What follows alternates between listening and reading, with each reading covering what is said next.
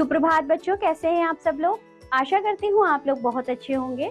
मैं हूँ आपकी हिंदी की अध्यापिका। आज हम पढ़ेंगे पाठ नंबर 9 जिसका नाम है लक्ष्य और एकाग्रता। यहाँ देखिए बच्चों, स्थान है गुरु द्रोणाचार्य का आश्रम।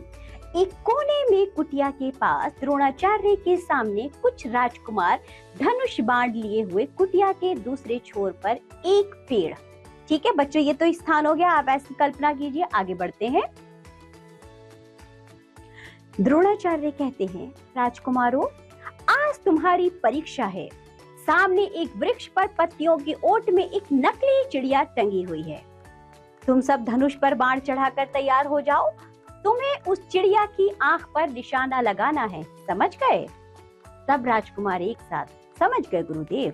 द्रोणाचार्य, मैं एक एक करके सब राजकुमारों को इस परीक्षा के लिए बुलाऊंगा और बाण चलाने से पहले प्रत्येक राजकुमार से कुछ प्रश्न पूछूंगा। जिसके उत्तर सही होंगे उसी को बाण चलाने की आज्ञा दी जाएगी। सब राजकुमार एक साथ, जैसी आज्ञा गुरुदेव। द्रोणाचार्य, राजकुमार युधिष्ठिर, सबसे पहले तुम आओ। युधिष्ठिर आगे बढ़कर, मैं प्रस्तुत हूँ गुरुदेव। द्रोणाचार्य, चिड़िया पर निशाना साधो और मेरे प्रश्नों का उत्तर भी देते रहो। युधिष्ठिर निशाना साधते हुए, मैं तैयार हूँ गुरुदेव। द्रोणाचार्य, युधिष्ठिर, क्या तुम उस वृक्ष को देख रहे हो? युधिष्ठिर, जी हाँ गुरुदेव, मैं वृक्ष को देख रहा हूँ। उस पर टंगे हुए पक्षी को भी देख रहा हूँ। द्रोणाचार्य, और क्या क्या देख रहे हो? युधिष्ठिर, गुरुदेव, मैं उस वृक्ष को, आपको और अपने भाइयों को भी देख रहा हूँ। द्रोणाचार्य, ठीक है युधिष्ठिर, तुम एक और हट जाओ। अब दुर्योधन, तुम आओ। दुर्योधन, मैं जानता था गुरुदेव कि युधिष्ठिर से ये नहीं होगा, मैं करके दिखाऊंगा। द्रोणाचार्य, राजकुमार दुर्योधन, तुम निशाना साधो।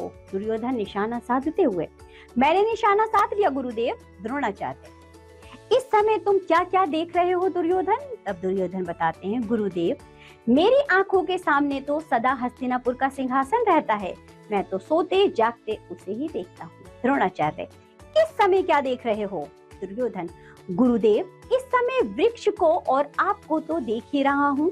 उधर युधिष्ठिर और अर्जुन दिखाई पड़ रहे हैं और हस्तिनापुर का राज सिंहासन दिखाई पड़ रहा है। द्रोणाचार्य, बस बस, अब तुम आराम से बैठो और ताकते रहो राज सिंहासन को। दुर्योधन, यही क्या गुरुदेव, आप मुझे अवसर नहीं देना चाहते? द्रोणाचार्य, बाद में समझाऊंगा, अभी भीम को अवसर दो। भीमसेन, भीम, जी हाँ गुरुदेव। दुर्योधन, भला मेरा सामने कैसे करेगा? द्रोणाचार्य, भीमसेन, तुम आगे आओ और निशाना लगाओ। भीम निशाना साध कर, आज्ञा दीजिए गुरुदेव। द्रोणाचार्य, पहले मेरे प्रश्नों का उत्तर दो। भीम कहता है, पूछिए गुरुदेव। द्रोणाचार्य, राजकुमार भीम, इस समय तुम्हें क्या क्या दिखाई दे रहा है? भीम कहते, सच कहूँ गुरुदेव? द्रोणाचार्य, परीक्षा में झूठ बोलोगे? अन्य सभी राजकुमार हंसते हैं। भीम कहते हैं, नहीं गुरुदेव, जो कहूंगा सच कहूंगा। मुझे इस समय भोजन कक्ष दिखाई दे रहा है, जहाँ ढेर सारी खीर रखी है, मोदक रखे हैं, मालपुए रखे हैं, पूड़ियों और कचौड़ियों की गंध तो यहाँ तक आ रही है। परीक्षा से छुट्टी मिले तो मैं तुरंत उन पर टूट पड़ूं। तो सब लोग हंसने लगते हैं। द्रोणाचार्य कहते हैं, तो तुम परीक्षा की चिंता मत करो, पहले भोजन कर लो। भीम कहते हैं, क्षमा कीजिए गुरुदेव, बाढ़ छोड़ने की आज्ञा तो दीजिए। द्रोणाचार्य, तुम भी निशाना नहीं लगा सकते। आओ अर्जुन, आओ अर्जुन, अब तुम्हारी बारी है। अर्जुन, गुरुदेव की जय हो। निशाना साधते हुए, आज्ञा दीजिए गुरुदेव। अर्जुन कहते हैं, द्रोणाचार्य कहते हैं, क्या तुम इस वृक्ष, चिड़िया को और मुझे देख रहे हो?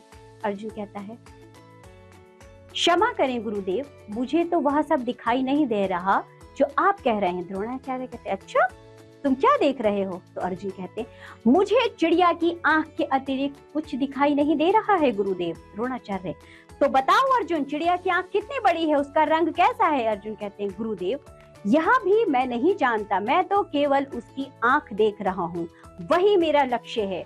उस पर मेरी आंखें स्थिर हैं और बाण की नोक टिकी है। आप आदेश दें तो मैं निशाना लगाऊं। द्रोणाचार्य, शाबाश बेटा, चलाओ बाण। अर्जुन बाण चलाते हैं और बाण चिड़िया की आंख में जा लगता है। अर्जुन गुरु द्रोणाचार्य के चरण स्पर्श करते हैं। द्रोणाचार्य कहते हैं, शाबाश, तुम परीक्षा में सफल हुए अर्जुन। सुनो राजकुमारों, जो केवल लक्ष्य को देखता है वही परीक्षा में सफल होता है। तो बच्चों, इस कहानी से आपने क्या शिक्षा ली है? इस कहानी से हमें यही शिक्षा मिलती है कि हमें केवल और केवल अपने लक्ष्य को ही देखना चाहिए, उसमें आई हुई बाधाओं को, उसके साथ और बहुत सारी चीजों पर ध्यान नहीं देना चाहिए। केवल और केवल हम लक्ष्य पर अपना ध्यान केंद्रित रखेंगे तो उसको आसानी से प्राप्त कर सकते हैं। तो चलिए, इसी के साथ ये पाठ होता है यहाँ समाप्त। आप लोग इस वीडियो को दोबारा से देखिए, इस पाठ को पढ़िए और इसके अर्थ को जानिए। अब हम मिलेंगे आपसे अगली कक्षा में। तब तक के लिए बाय बच्चों।